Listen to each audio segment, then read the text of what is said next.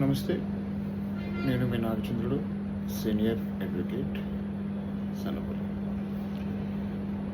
Legal నోటీస్కి, సమన్స్కి గల తేడా ఏంటి?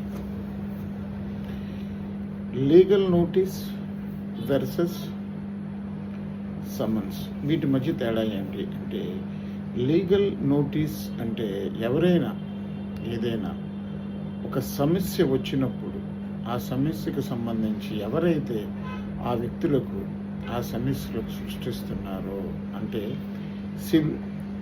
సివిల్ అంశాల మీద,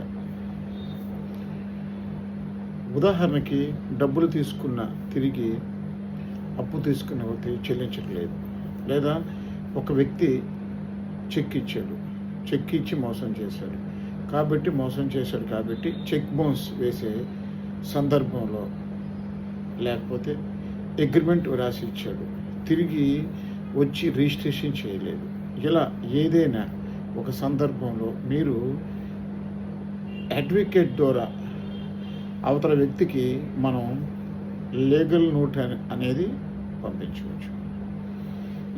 ఈ లీగల్ నోటీసు పంపించాక 15 రోజులు ఇచ్చిన సందర్భంలో అవతల వ్యక్తి ఆ లీగల్ నోటీస్కి బదులుగా మరొక అడ్వకేట్ ద్వారా రిప్లై ఇవ్వవచ్చు.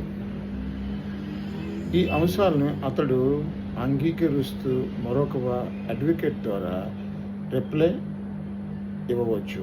ఈ అంశాలను అతను అంగీకరిస్తున్నాడా లేదా, అంగీకరించకపోతే ఎందుకు అంగీకరించడం లేదు,